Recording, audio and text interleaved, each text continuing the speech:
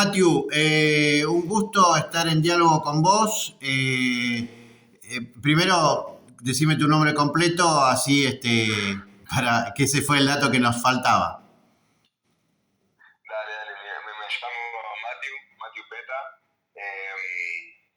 En realidad, bueno, técnicamente no soy originario de Junín, pero viví casi 10, 11 años en Junín. Mi papá es de Junín y bueno, viví en Junín hace poco, me crié en Junín. Está bien, sos un juninense por adopción, podríamos decirlo. Sí, Este, exactamente, exactamente. Me decías que te criaste en Junín, ¿hasta qué año, hasta cuántos años tenías cuando te fuiste de Junín? Me fui en 2024, sí, creo que fue en noviembre de 2024. O sea, hace casi 2 años ya, o bueno, quizás ya un poco más de 2 años. Ujú, correcto. ¿Cómo fue Sí, que, fui a la... ¿Sí? sí, cómo fue que te enrolaste a eso íbamos a llegar, cómo fue que te enrolaste en las Fuerzas Armadas Ucranianas para servir en el frente, ¿no? Bueno, o sea, no es muy larga la historia porque actualmente, o sea, es bastante fácil, digamos, enrolarse en una unidad acá en Ucrania. Yo venía viviendo en Irlanda, o sea, en el 2025 viví en Irlanda un año porque soy mitad irlandés, mitad argentino. Mi papá es de Junín y mi mamá es de Irlanda. Pasé un año en Irlanda, estuve viviendo un año. Tenía pensado venirme a la Legión Extranjera Francesa, no sé si te ubicás, pero Sí, sí, sí. es, eh, es una unidad en Francia.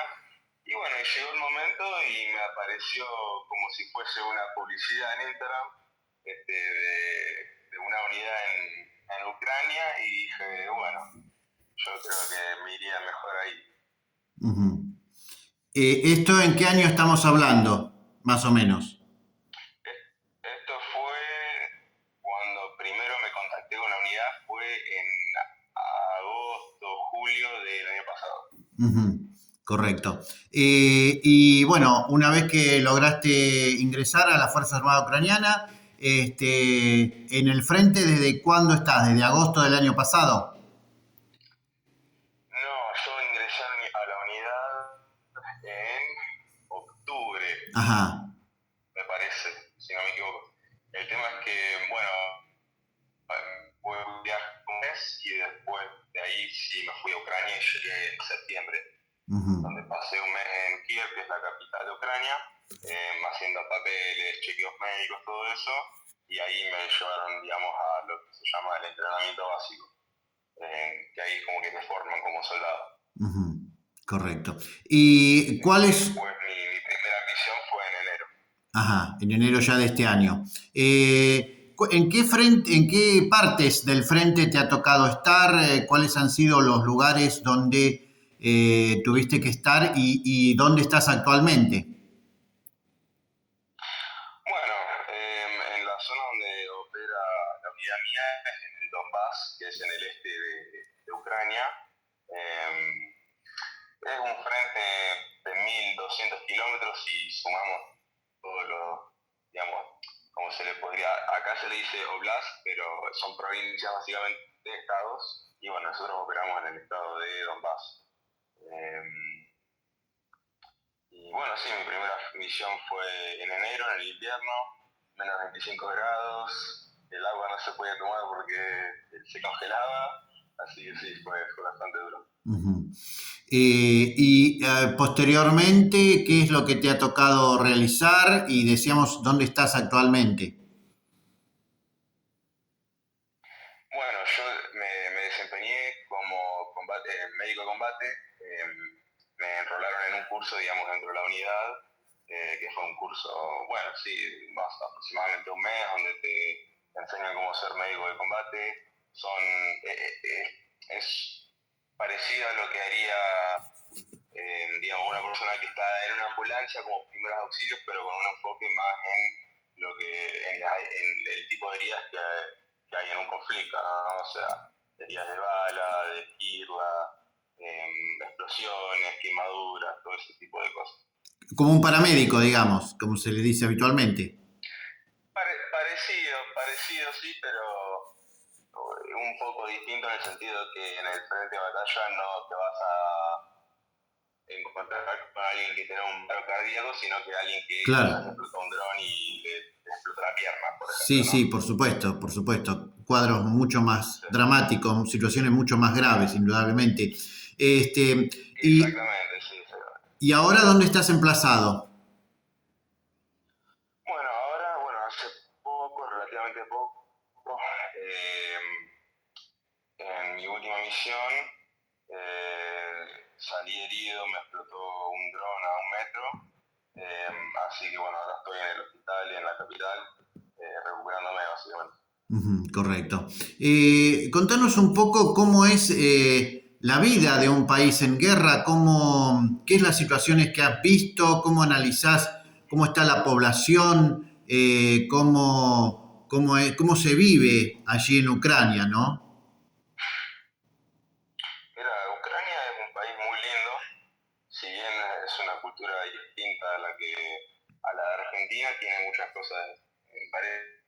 O sea, las más, si bien quizá hay un poco más frío, un poco más guardado, se le podría decir, son muy amables. Y en relación con lo que es vivir en un país que está en guerra, porque la realidad, o sea, está en guerra, caen misiles, caen drones, hasta en la capital, eh, se vive una vida bastante normal.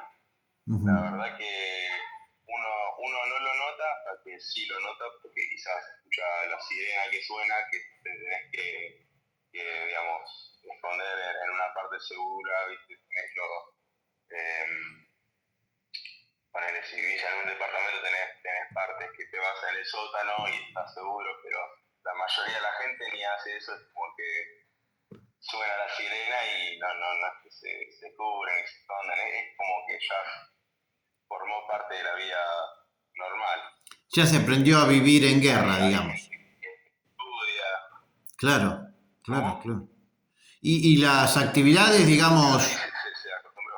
claro, y las actividades son, podría decirse, en este hecho de normalizar vivir en guerra, ¿no? Podría decirse que las actividades en la población civil son prácticamente normales a las de cualquier país, ¿no? Son, sí, totalmente, o sea, digamos, hay gente que va a la universidad, hay gente Ujú. que va a los restaurantes, puedes ir a tomar un café, ahora que, bueno, está llegando el verano, así más calor, hay gente que va a las plazas, eh, totalmente normal. Si bien depende en qué parte del país estás, porque a ver, si estás más cerca del frente, tenés más peligro, obviamente, pero en Kiev, que está, no sé a cuántos kilómetros bien está, pero está alejado del frente, podés vivir una vida tranquilo, sin preocupaciones. Sí, la realidad es que sin preocupaciones. Correcto. ¿Sabes si hay otros argentinos sirviendo en las Fuerzas Armadas ucranianas? ¿Así has tenido contacto? Sí, he tenido, conozco, no voy a decir su nombre, ¿no es cierto? No, no, Por por temas de supuesto. seguridad y privacidad, pero sí, conozco a ambos argentinos, tanto en mi unidad como en otras unidades. Sí, diría que somos pocos, comparados, por ejemplo, a brasileños, a colombianos, mexicanos, pero sí lo hay, sí lo hay. Ajá, correcto, correcto.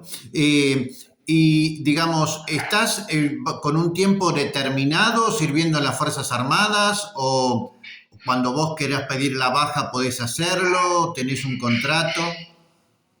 Sí, te hacen firmar un contrato, se dice que el contrato, digamos, legal, dice que es de 3 años, pero vos a partir de los 6 meses ya te podés ir, digamos, sin ningún problema, o sea, te das de baja, estarás 1 o 2 semanas, digamos, haciendo papelería y ya sos libre Ujú. de irte. Es decir, si Sí. querés ir, o sea, el periodo mínimo de servicio serían 6 meses. Sí, por lo menos donde estoy yo estoy en la Guardia Nacional, no estoy digamos, lo que sería el ejército, o sea, no estoy en las Fuerzas Armadas de Ucrania, sino que en la Guardia Nacional de Ucrania, que operativamente funcionan igual, sino que, bueno, están, digamos, debajo de distintos ministros. Pero el tema de darse de baja también, porque a ver, también se han hablado y se ha escuchado de, por ejemplo, soldados extranjeros que se quieren dar de baja y no los dejan, no los tienen más tiempo, no les pagan, etcétera, etcétera, que es una realidad, pero cabe decir que depende mucho en la unidad en la que estás. Lamentablemente hay, digamos, unidades que se le podría decir que son carne de cañón y otras unidades que preservan la vida, importadas, no te van a mandar a morir. Porque Claro, sí, más vale. ¿Cómo es la vida? Indudablemente que sabemos, hablamos de la que era la población civil, pero en el caso de alguien que está sirviendo estrictamente, como en tu caso, en el frente, dentro de lo que es si bien es la Guardia Nacional, pero en cierta forma afectada también el tema de guerra, ¿cómo es la vida de un día normal o un día, indudablemente que van los vaivenes de la guerra por ahí? Los tiempos son totalmente distintos a los de una vida normal, pero más o menos cómo son los días por ejemplo, en tu caso, ¿no? sí, es como igual con lo de civil, es como que es un trabajo más. Digamos, vos tenés tu horario, que arrancás a las 8 de la mañana y vos sabés que a las 5 o 6 de la tarde vas a terminar. Depende qué vas a hacer ese día, si vas a entrenar, si quizás tenés que viajar a algún lado. Si bien la vida es un poco distinto más cerca del frente, porque tenés que ¿cómo explicarlo? Es un poco distinto a lo que nosotros estamos acostumbrados. Por ejemplo, los soldados argentinos por ahí van a estar todos estacionados en el campo de Mayo, Claro. en una base grande. Pero bueno, lo que pasa es que en una guerra no es viable eso por el tema de que mandás un misil ahí y matás a 5.000 soldados, entonces es mucho más descentralizado. Todos están digamos, en casas normales, casas civiles, nomás que son soldados. Viven ahí, comen ahí, tienen su armamento, su equipamiento, todas sus pertenencias ahí en una casa normal. Después terminas de trabajar, vas a un restaurante, vas a tomar un café, estás con amigos. La verdad que se vive bastante lindo. No es que estamos, por lo menos cuando no estamos en misión, se vive una vida bastante normal y bastante linda.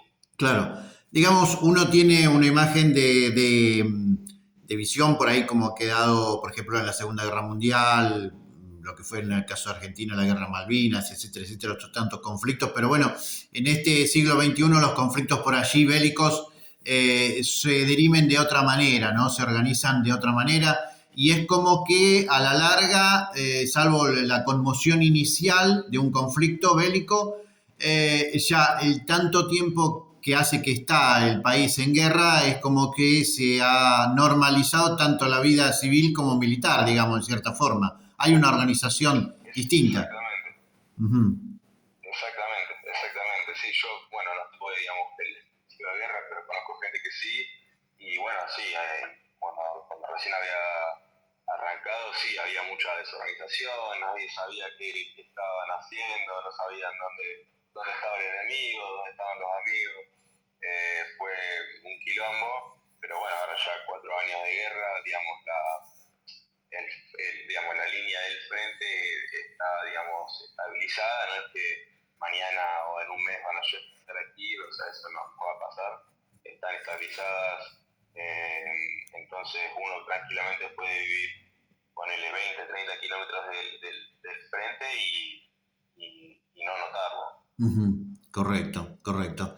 Digamos que la duración del conflicto, como decíamos, ha llevado a que los ucranianos adopten una vida casi normal, digamos, casi como el resto del mundo.